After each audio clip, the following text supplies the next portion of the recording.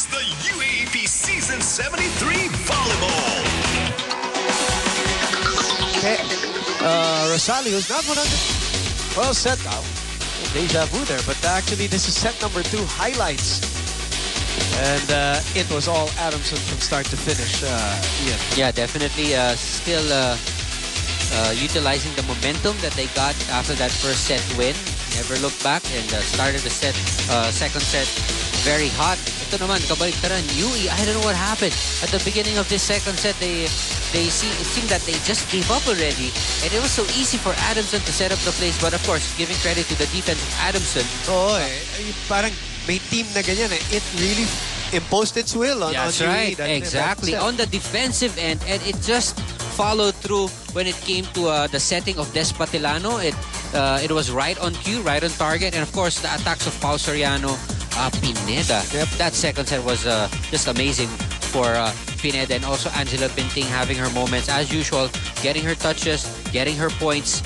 And it was the old Adamson that we were used to seeing, especially defensively. Exactly, and what we were expecting from Adamson defensively, offensively, and the rhythm that they had in that second set was just so fluid that everything came in so easy. And like what I said, when UE decided to play and look at the scoreboard, they were already down by 10 points. Look at this, Adamson, 15 from the attacks, and UE with the same output as they had in that first set, 8.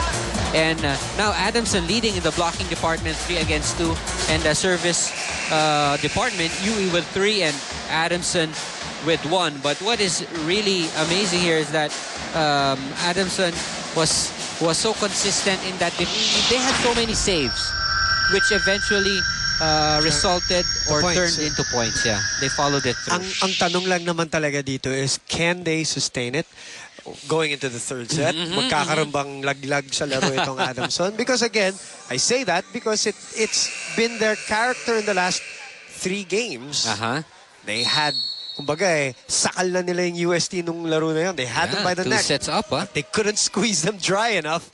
Because UST are probably also testament to UST's heart. That's right. And it's always one of the biggest weapons of that team.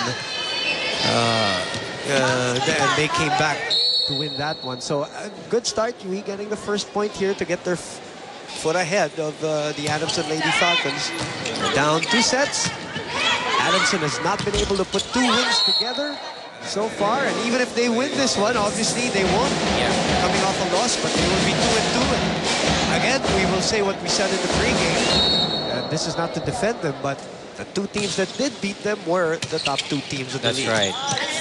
And napakasakit for Adamson if they're gonna lose this back-to-back games, winning the first 2 sets and then ending up with a loss. And I'm sure that's still fresh in their head. I know, and hopefully they use it for the right reason.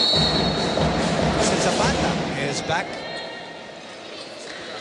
Second-year player for the Lady Falcons, who battled against the men of Adamson in practice, according to That's definitely a big adjustment. It can work for you, it can work against Cemento you. pa, di ba? Cemento yung sabi nila. Cemento ba o kahoy? Cemento yan. Yeah, but you remember they were talking about that in the last game, how they're trying to adjust to the surface, the Taraflex surface. Baka naman mali tayo, baka Taraflex na rin sila sa gym nila. Hindi, pero alam ko, yung sabi nila nung last game na parang nag-a-adjust pa sila dahil ang practice nila. Hindi, I think it's sa kahoy. Kahoy. Parquet, I think, is out there playing. And But that was that was 2 games ago. It was even before UST. That was their win over NBU. And to play against the men's squad or the boys team, Depends Depensa. Pero yung depensa nga, kung nasanay ka dun sa mga malalakas sa pala ng lalaki, baka naman nakalimutan mo na mag-defend sa mga off-speed at mahina.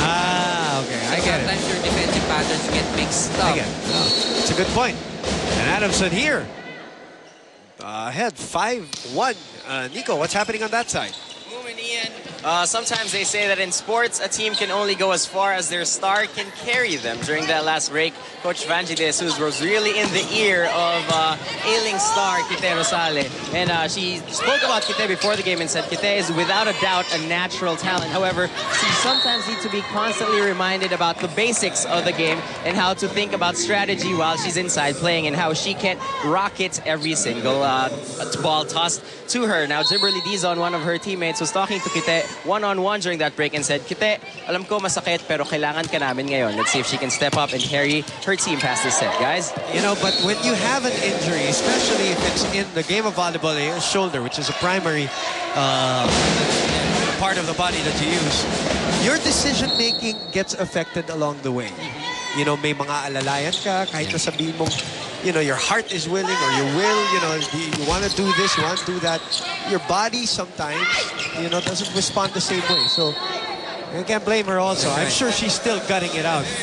She's not showing any kind of weakness physically, at least, hindi niya manifest. Yes. And sometimes just her mere presence on the court, her leadership, kung yung mga intangibles ba. Si Michael Morado nung isang laro, di ba? Nung kalaban Oh. But this is the Adamson team that we know and we're used to. 8-2 is the score. Back in a moment.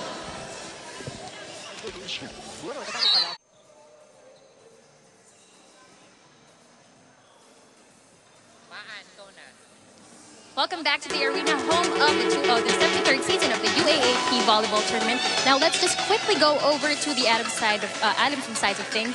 Definitely a better set for the Falcons. Coach Dulce commended the girls for having that sense of urgency to quickly get back up. And what they need to do now is to close out this match with confidence and emphasis. Now, boom, let's just quickly go over their rookie, Sheila Pineda. You were talking about her a while ago. We actually call her Bebs. Now, Bebs is a transferee from EAC. And the secret why she can shift her direction of the body for a quick half a second, well, aside from physiological explanation, which Doc Ian is very good at, well, she was a beach volleyball player before coming into the Falcons. Yes, women, Doc Ian. And I said that it looked like volleyball was her natural sport with the way she moved, the way she flew, the way she approached, the way she attacked. Thank you very much, Maan. And the transferee from EAC, high school from Rizal Technical University. Sheila Pineda, the second-year student. That's right. Adamson University. Offensive block there by Dizon. Good block there on Pau Soriano and Despatelano, not able to make the job easier for her attackers. Was so predictable that sequence. And tama, no? Yung volleyball instincts or yung instincts na pinapakita yung reflexes ni Pineda. Ni Pineda. Talagang pang volleyball, no? Alam niya kung kailan niya pwedeng ihulog, kung kailan niya pwedeng patama sa blockers. If you watch her, you know, like for a few minutes, isolate yourself to her. Even when the ball is up, she's looking at defense of the other side. So, you know, again, those are things that come in training and years and years of playing.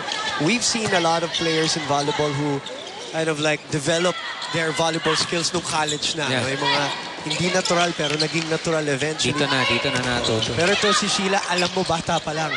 Mga matagal na naglalaro. Benting. Even in terms of coverage instinct siya.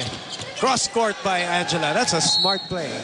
After being blocked the previous attempt, she knows that the blockers were still there, waiting for her. At yung angulo ng katawan niya, yun doon na nakaturo talaga. For defense there from Dizon. That ball was only going her way. Wala na ibang pupuntahan yun. Reminds me of the first time we saw Angela Benting. When we saw her, like, you know, the first time she was approaching, she was, alam mo na, natural volleyball player talaga. And it seems that UE was not able to regroup after that technical break after the second set, and still Adamson just you know, coasting along here in set number 3, now up by 8 points. Wanting to finish it right away and not give the other team any chance. Now hitting the antenna is Dizon. Paul Soriano, former Rookie of the Year, Adamson University. Almaceda taking that one. Nebrida in the middle. bad way to take the ball for Longalong. No control. Gumana na depensa nitong Adamson. Boom. And both floor defense and exactly. net defense. Pati net defense na yun. Remember, in that second set, they had more blocks, 3-2. And it's just so hard to look at UE play like this because they played a lot better in that opening part of that first set. No? Ang ganda nung pinakita nila. You know what? Something happened along the way. Yeah. I remember saying in that Adamson FEU game that maybe Adamson is going through a transition phase, losing one of the best liberos ever to play college volleyball na si Leslie Ann Gata.